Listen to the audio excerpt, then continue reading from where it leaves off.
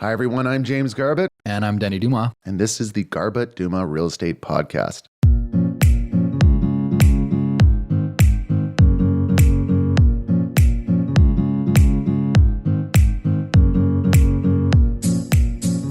All right, it's Monica and James here again. And we are talking about, today we're going to talk about detached houses with a focus on Port Moody, Tri-Cities area, what's going on, how much they are, what neighborhoods to consider are some of our favorites. Monica, where do we start with this? It's really hard to even decide where to start because it's been such an exciting year for detached houses all over the place, but especially in Port Moody. Yeah. And I think we should acknowledge, Port Moody might come up a lot in this conversation, but for the number of detached homes available, there's not a lot. There's nothing. There's probably as many homes in all of Port Moody as a quarter of Coquitlam. I joke with my friends that it's the easiest market to be an expert on because one house gets listed every week, and I know exactly which house it is and how much it's sold for. Easy to be the expert when. Well, so what we want to try to achieve here in this podcast is give you an idea, try to help paint the picture of how much houses are going for, give you some intel for different neighborhoods, what they have to offer. Just hopefully provide some information that might be of value to you if you're looking to buy a house or maybe you're sitting on one that you might want to sell. So I think one of the kind of exciting stats that I looked at this year is there are a few, there's about 6, maybe 10. I think probably more like 6. There are a few new homes in Port Moody. Not a lot of people know about them. They're up Heritage Mountain in the Heritage Peak area. At the very top of the hill? Very top of the hill. They're the only new detached homes built by a developer in the last 20 years. So they're 17 years, I should say, to be exact. They're the only brand new. I mean, there's ones that come up here and there in Anmore and in other areas, but this was like a row of homes built on Heritage Peak. It's the only thing like it in Heritage Mountain. And those homes are selling consistently for $3 million and higher. I think your Heritage Peak Road? Yep. Yeah. That is the Heritage Peak Road is like you said, it was a one-off cul-de-sac street at the very top, has incredible views. Incredible views. Most of the lots are 11,000 square feet and more. And it was built like a decade after, well, maybe different, maybe more than that, but after the surrounding neighborhood. Yeah. And I know what you're talking about because I take my dogs for hikes up there sometimes. Awesome up there. I walked all those lots before they were built. I walked, I think there was a sale this year for one of the best ones for around $3 million. Yeah. 3198, I think. Yeah. It's an incredible lot. And it's awesome. Like their views look right out into the whole city. It's incredible. The homes are huge. They're 5,000 square feet or more with awesome basements, awesome main floor plans, awesome bedroom floor plans. Yeah. They're great. Those are really great homes. And they're selling for over $3 million consistently. And that says a lot when in 2019 in Heritage Mountain, people were struggling to sell homes for 1.6. That was like, if you could get 1.6, you were a hero. And now people are just, that one was listed for a week and 3.1, 3.2, gone. Yeah. And that would have been like, not long ago, it was hard to imagine a $2 million house on Exactly. Heritage. That's why I'm so blown away. That's why I'm so blown away. So it sounds like if you're a developer, you should be developing around the Heritage Peak area. Make a cul-de-sac, carve out some. Put a gate at the front, pretend it's a gated community, and there you go. So Port Moody as a whole, wide range of ages, property types. You can have off St. John Street, heritage homes over 100 years old on smaller 33 lots, like 33-foot frontage lots, followed by estates on acreage in Anmore, and followed by nature homes overlooking the inlet in Belcarra and waterfront on Aldersyde. So it does have some real high-end products, but it also has some heritage product in areas like Glen Eyre and College Park. You get those post-war bungalows, 1950s, 1960s, 1970s boxes.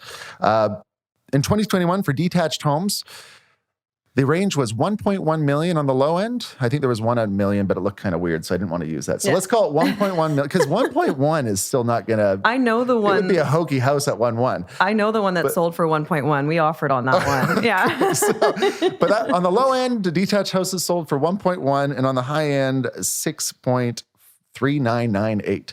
That's right, guys. 6.3998 in Port Moody. In Port Moody. But that if we gave you a range of 1.1 to 6.4, it's going to kind of throw you off. So what would be a typical house? I don't want to say typical because there is no typical, but let's say if you were to is maybe 1.7 might be a price point to help you visualize. What would be a typical 1.6 to 1.8 range house in Port Moody? What does that look like? 1.6 to 1.8, you're looking kind of in the Nunes Creek area side of Port Moody. So older homes, probably 25 to 30-year-old home. Usually they need a little bit of work. At that price point, you're going to need to probably put on a new roof or do some updating. I think those are probably getting closer to 40 years now, aren't they? They are. They actually are. Yeah, they actually are. And that's the location's great. People love the walkability to Port Moody Center. You can walk to Newport Village and all of that from that area. Those homes are smaller. You're not going to get the 4,000 square foot homes that you'll get in other areas of Port Moody, but they're great detached houses. And if you are moving from a townhome in Port Moody into a detached house, the price jump isn't that intense. You can kind of bear the cost if you've built up somebody in your townhome. Yeah. Maybe $400,000 to $600,000 jump or so. Yeah, exactly. In a lot of cases. Yeah. And so 1.7 might be a 40-year-old home, probably 2,500 square feet, maybe. Probably around there. Yeah. And it's not a fully updated home. I mean, it's 4,500 square foot lot to 5,000 square foot lot. Yeah. Nunes Creek, I think, is a good example. I think in Glen Eyre, you're going to probably find College Park. You'll probably find older homes, maybe a little bit less. Like you might get a 2,000 square foot 1960s bungalow home for maybe closer to 1.5. 1.5, and it will be on a bigger lot, a flat lot too. That's something that's really important to mention. Up in Glen Eyre, you can get some flat lots. In Nunes Creek, a lot of your lot's going to be retaining wall. Yes. So that's for, call it a 1.6 to 1.8, and I think that's a good price range to get what most would justify as what they would like to have as like a longer term family home. Yes. Yeah. Yep. On the low end, at the base of Nunes Creek, there's Appleyard Court. So Appleyard Court is a good example of the starting price point of detached homes. It's one street, but there's others like it, where they're like 4,000 square foot lots, 40-year-old homes that are small. They're small and they're tall. They're small and tall. Little lots tiny of stairs. homes. Yeah. You see more of them nowadays in like Willoughby Langley, new versions of them. But this is like an old version of it, and they are what 1.1 is really getting you. It's basically like a townhouse, but older. And on a small lot. That's a perfect way to... Not necessarily as functional as a townhouse in some cases. Yeah. And they don't have garages either. That's something to mention. A lot of the few that had the garages have converted them into actual room spaces, living spaces. So you're parking on the street there or you're parking in the driveway. Yeah. But 1.1 gets you out of strata into a very basic little older home. Yep, very interesting. And on the higher end, we're not going to go to the highest end here, but in the higher end of Port Moody kind of proper, Alderside, waterfront street. It's the most desirable street, I would say, in Port Moody. Yep. And there was 2 sales there that were close to $4 million, one at 3.8, one at $4 million this year. 648 and 706 Alderside. And those were not new homes, but they were nice homes. They were 4,500 to 4,800 square feet, dated, little bit older, 20, 30-year-old homes, but on the water. On the water, and one of them had a dock. One of them had a dock, yeah. So $4 million gets the Alderside waterfront. If it was new on the water, it would probably be north of 6. It would be, yeah. There have been some new sales there. There actually haven't been many this year, just because there's none available. Yeah. That's the only reason. But the ones that sold, even in down markets, were still fetching a pretty decent price. So I imagine on Alderside, yeah. I believe there was some, like even the smallest, hokiest house that's going to be knocked down and rebuilt. I think there was one that sold for around $2 million a year ago. There is, and that one was basically unlivable. Yeah, like it needs. If it hasn't already been torn down, it will be. And let me, share with anyone here: building a house on a waterfront in that confined building lot space, it would be very challenging, very expensive, and have a lot of headaches. Yeah, so, you would need a builder that knows how to deal with Port Moody as well. Yeah. When I would think of buying land value, which I'm using $2 million as an example, but it's probably more realistically 2.5. Yeah. So land value at 2.5 versus dated 20, 30-year-old 4,600 square foot home at 4. Yeah. I'd lean towards the $4 million if I had the option. Yeah, for sure. But Alderside is a prime waterfront street, and Ioko is right behind it. Ioko gets a lot of development. One of my favorite neighborhoods, period, in Lower Mainland is that Ioko neighborhood. Ioka's awesome. It definitely has a lot of the original charm of Port Moody. If you want to remember what Port Moody was like 20 years ago, drive down Ioka. A lot of the houses are still there. And I mean, I had friends that grew up in homes on that street, and they just really love it. There's still, a church that was converted into a daycare there, an old general store. It's a really, really charming spot. Yeah. From like April Road on the far end of it, a lot of the offshoot streets off Ioka, like the ones that are uphill from it, I think are some of the best like pockets. Yeah, 'cause they April don't get the Road is busyness. great. Yeah. It's all sloped towards the sun, the water. You have the mountains and trails behind you. Definitely an area that's one of my favorite spots in the Lower Mainland. Getting into detached houses, let's talk about some of the hot spots of Port Moody for a moment, because Port Moody is a unique apple and it has some luxury that comes with it. Anmore had the highest sale in 2021. 3053 Anmore Creek. Now, this is not your typical home. Nope. And it sold for $6.3998. So $6.4 million. And this house is ridiculous. It's over 10,000 square feet. I think it's 10,200 square feet. It's been on and off the market since 2016. It started in 2016, priced at 7.988. 4 realtors later, it sells for 6.4, and 5 years later. But this is a 10,200 square foot home that's built in 2006 that has ridiculous high-end building construction quality, and it's on an acre of land. The lot itself is very valuable in Anmore. Yeah. And I mean, that's why people go to Anmore. They go to Anmore for the lot space. They always have. They go to Anmore for acreage. And Anmore is a really special community. Going back to talking about Ioka, there's a lot of old homes there that are beautiful on huge lots, and it's really close to Bunsen Lake. It's very tucked away, but still considered to be closely accessible to Vancouver. And a lot of people that want to buy a home and they want some space, for years have gone to Anmore. Anmore's running out of space. Anmore's running out of space, guys. For a while there, and maybe they still do, but they had a minimum 1 acre lot size requirement there for a while.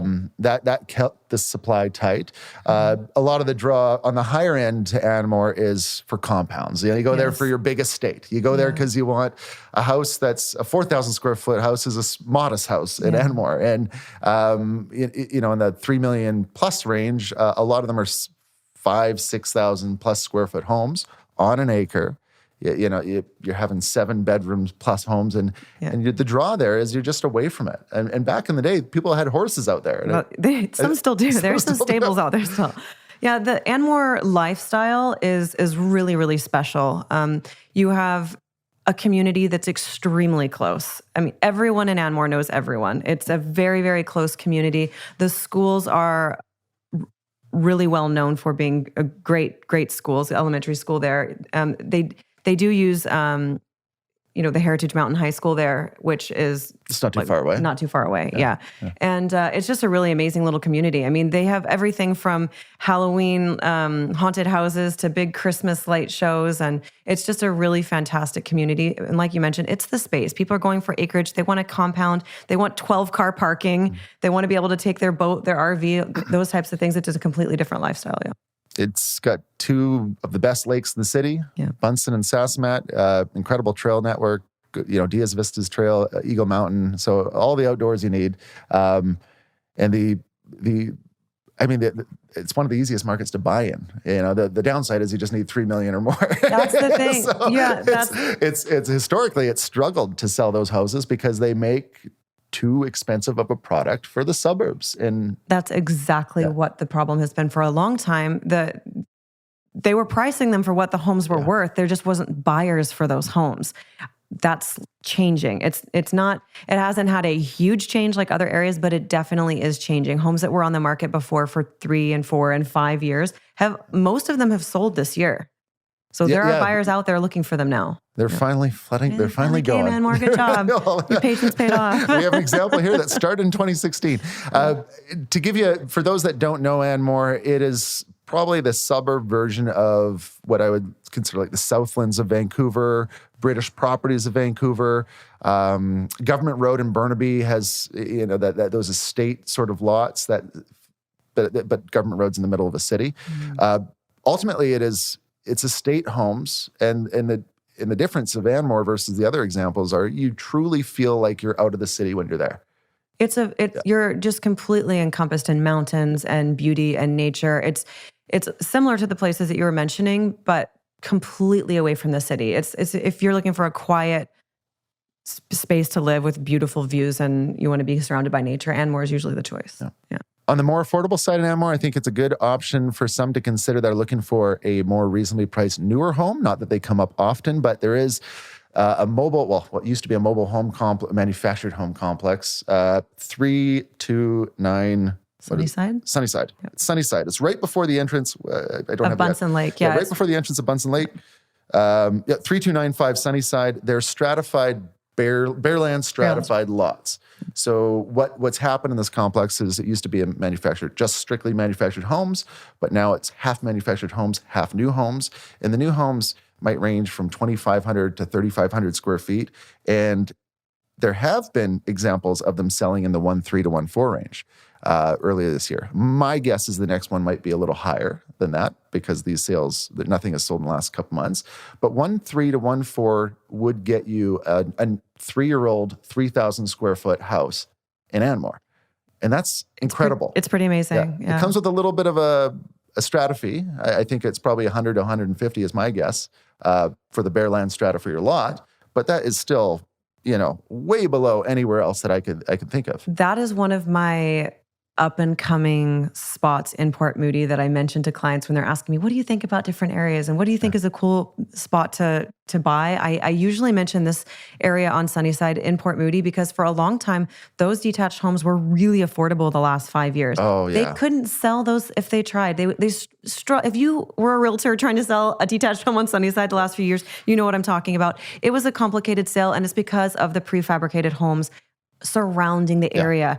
It hasn't completely flipped to detached yet, but it's on its way. It's on its way, and when it does, those homes that are 1.3 are likely not going to be even close to that price because of the location. You're steps from Bunsen Lake, and there's no other detached home that can say that. I should mention the ones that are selling for 1.3 to 1.4 in the last couple of years. People that sold them were buying the land for probably $300,000 to $400,000 because it was a manufactured home on that land. We had a client that bought a manufactured home in that complex, best lot in the complex. Now the lots probably range from 3,000 square feet to this one, which is 11,700. And that was not a new home, and it went for $950,000. So, the new homes could get up there to $2 million if this particular one was developed. But in the past, they've been affordable. So if you're looking for a new home, not that they're available, but keep it on your radar that Sunnyside and Port Moody, Anmore might have an option for you. Yeah. Another paradise of suburbs that is often overlooked is Belcarra. Belcarra. I absolutely love Belcarra. The ride out to Belcarra, it is another 10 minutes. So if you get to Port Moody, it's another 10 minutes to Belcarra. And really, it's 3 minutes to the cusp of Belcarra from if you're leaving like the Alderside area, Old Ioko. Worth it. It's 100% worth it. It's only when I say 10 minutes, I'm talking 10 minutes all the way to Belcarra Dock. Yeah. That's the 10-minute drive. It's so worth it. And I had friends and clients that were looking in Anmore for a really long time, and I kept saying, go to Belcarra. And finally this year, they started going to look at homes in Belcarra, and they couldn't believe it. They just hadn't even explored it yet. You've got stunning views Incredible in Belcarra. Every home has a beautiful view.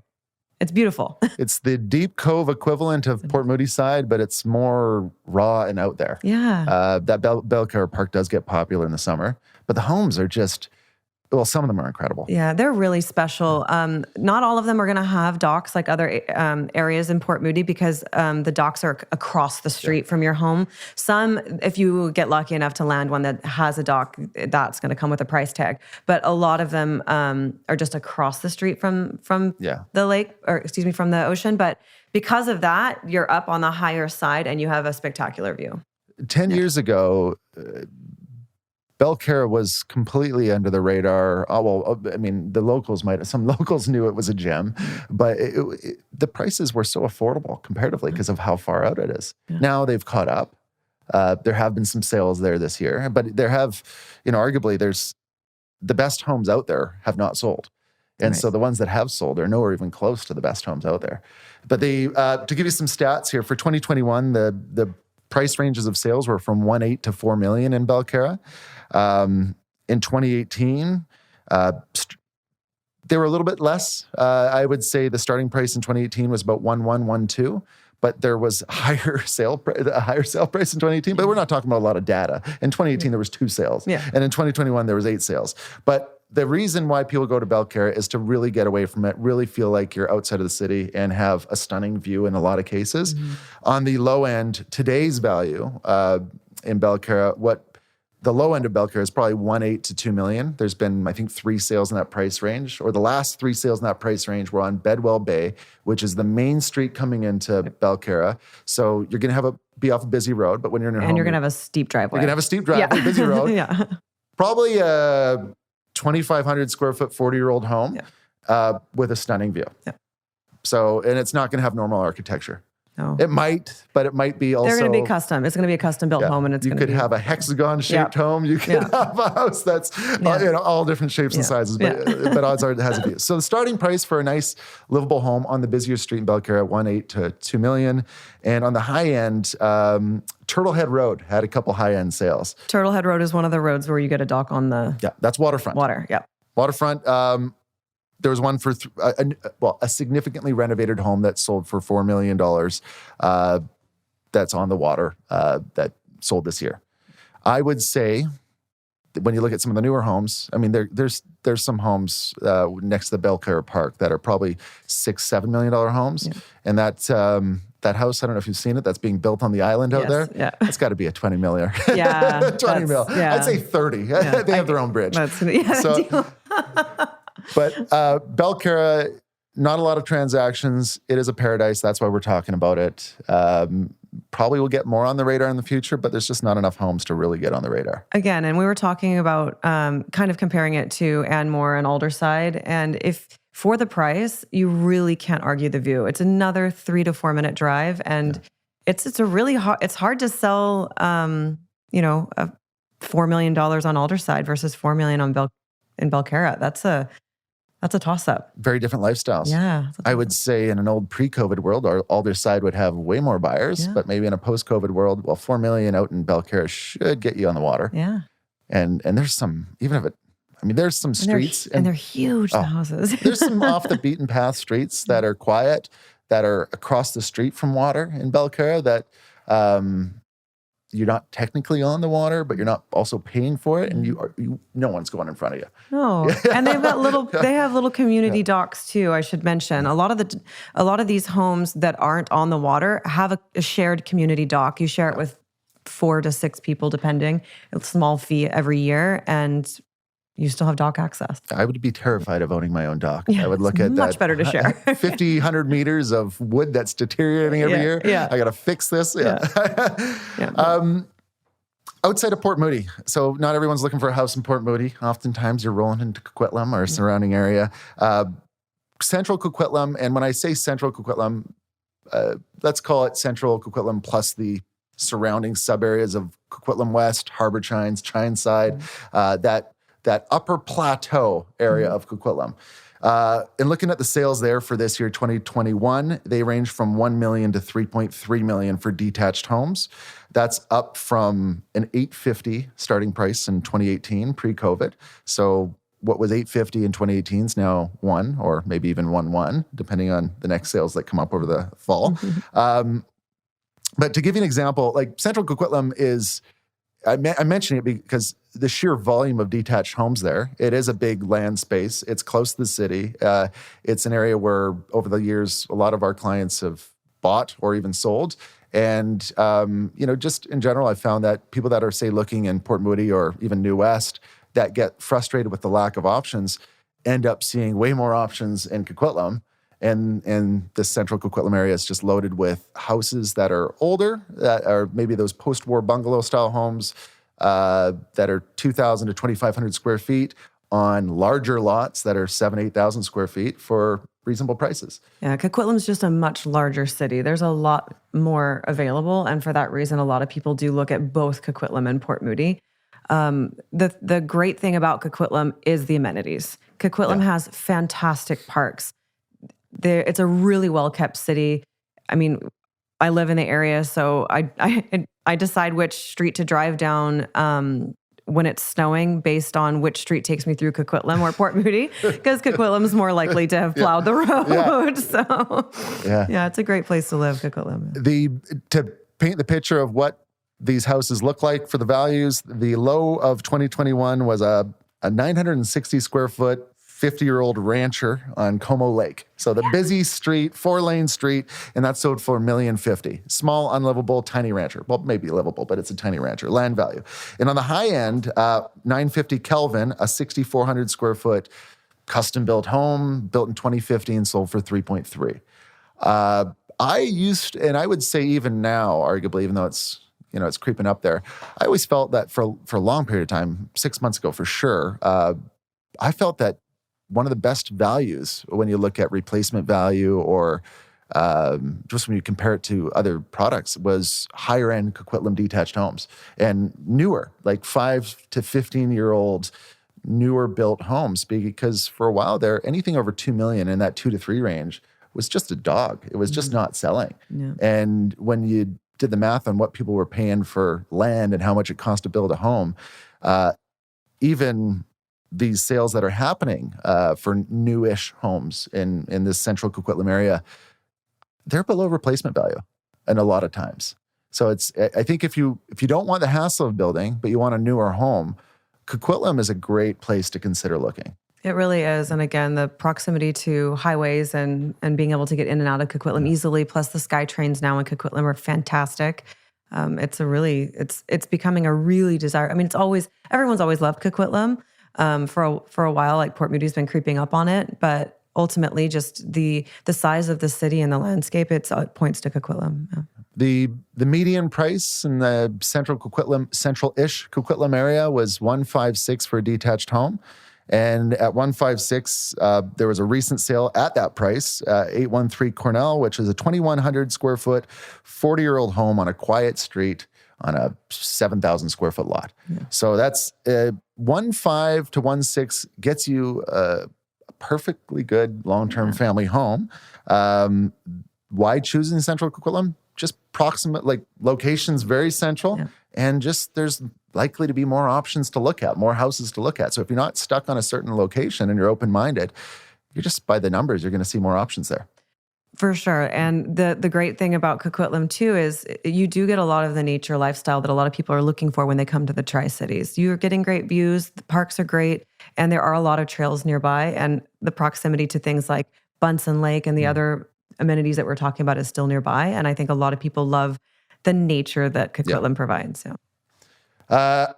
Coquitlam, another area I looked at was Burke Mountain. Burke Mountain. I love Burke Mountain. So Burke Mountain this year, Burke Mountain, newer development, townhouses and detached. For the detached market, the houses this year range from 1.4 to 2.7 million. $1.4 million house was a smaller, more narrower, 2,400 square foot, 2009 built home. The example I'm using here was 3393 Wilkie. And this is just like a smaller, narrower, 4,000 square foot-ish lot. That's 1.4. And on the high end, you have a 5,300 square foot home that's brand new on a larger lot. I don't have the lot stats here, but let's call it a 9,000, 10,000 square foot lot, and that went for 2.7. And that's 2021 built. So I guess in most cases, you're going to find a lot of options around 2 million there, but they have everything. The interesting thing about Burke Mountain is that if you're buying in Burke Mountain and you think that you'll sell within 5 years, you need to be careful because there's a lot of new construction. So in 5 years, you're going to have a 5-year-old home and there'll be a brand new home for probably around the same price that you're going to be asking at that time. So it's very interesting in that it is continuing to develop. So for detached, you're not seeing as quite a big lift in Burke Mountain just because of the newer products that are continuously coming on the market. But if it's a home that's going to be a family home that you're planning to stay in for 15 or 20 years, it's a great place to go. There are new commercial businesses coming to the area. When I first started buying and selling in Burke Mountain, there was absolutely nothing. If I went out there and I had 20 minutes between a showing, I couldn't pop into a coffee shop. There was nothing. I had to drive to Poco to get to something down Coast Meridian. But now there's things that are starting to come there. And it's one of those places in Coquitlam that it is a matter of time. I see that Burke Mountain being very desirable in the next 10 years. People go there now because it's new, but in the future, they're going to go because the community they've built up is really well planned. Yeah, it's been popular this year. I mean, they've had no trouble selling this year. People go there, like they're benefiting from all the post-COVID trends of more space, newer places. People are largely drawn out there for a newer place. They go for new. And the reason why I bring up the resell and going against new homes is because I've had to do that. I've had to sell 5-year-old homes already in Burke Mountain against new homes, and the comps are really hard to go against. Since I've been in, the business will be 14 years in February. And I think when I started, Burke Mountain was in the earlier days of its start. Yeah. And in that time, there's 2 times where I paid attention to the hot Burke Mountain. And I think Burke Mountain was hot. It went from oversaturated with supply to selling out quick in like 2016, 2017 window. Mm-hmm. And then this year. Yeah. But between those hot spots, it can get quiet. And I think that's really what you're talking about is when it's not hot, Burke Mountain has had a history of struggle in between those hot spells. It's just right. It's like dives right into the concept of supply and demand. Yeah. They are supplying. There's more. There's more coming. But it makes it great for buyers. Yeah. It may not be the same moving forward in this new world that we live in. But yeah, I would say, 1.4 to 2.7. That's the range. But you're going to get offerings in all ends of that spectrum. If you wanted to go somewhere a little bit more affordable than Burke Mountain, a little further east, the Maple Ridge version of it, which is not quite the same version, but Silver Valley is a neighborhood of Maple Ridge, and you get a little more bang for your buck. So Burke Mountain is where you go for newer options that are affordable compared to like Port Moody. Mm-hmm. So Burke Mountain would be a little bit of a discount from Port Moody. It would be a discount, and it would be, call it? I'd say at least, because whatever you get in Port Moody for the same price is going to need maintenance. And Silver Valley would be a further discount on top of Burke Mountain by, say, 10+%. Yeah. And in Silver Valley, this year, the range in Silver Valley, this is a neighborhood, you can Google it, on Maple Ridge, the range is $850,000 to $2.1 million, although I would find that it would be hard to believe that a house would go for $850,000 if it was listed right now. No, yeah. But the most recent sale, and I think this gives a good example of a value because this happened September 22nd, is 23075 134 Loop Street. It's a 5-bed, 4-bath, 2019 built home, 3277 square feet, and it sold for $1,465. So a 3,300 5-bedroom home selling that's built in 2019, a little further east. Silver Valley, same mountain slope, North Shore. That was $1,465. So that's probably the most bang for your buck that you're going to see on this list. Definitely. It's a lot of bang for your buck. What's so funny, though, is that a lot of people still think of Maple Ridge as the super affordable detached under $1 million, and it really doesn't exist anymore in Maple Ridge. No. Even this one that seems like a good deal right It seems like a screaming deal. Not long ago, these were not cracking $1 million. No. 5 years ago, they were not cracking $1 million. So in short, the detached housing market is smoking hot. Sellers are benefiting from it. Buyers are frustrated from it. Multiple offers are back. Mm-hmm. Subject-free offers are back in a lot of cases. The fall it shows everything that 2015 fall showed to me, and that was a lack of supply, and then the demand creeped up, and then what happened in 2016 was the market was crazy, and even though we're coming off a crazy year, I think we're going to have a crazy 2022 ahead for detached. So if you're buying, it sounds like Burke Mountain is a place to turn focus to. If you haven't heard of Burke Mountain, Google it, like James said, and some areas in Maple Ridge. Maple Ridge, Burke Mountain. I mean, there's so many other areas that we left off this list. Port Moody is the most expensive. If you want luxury, Anmore, Belcarra, Alderside. Yeah. Anyway, that's it for detached houses. Monica, anything to add?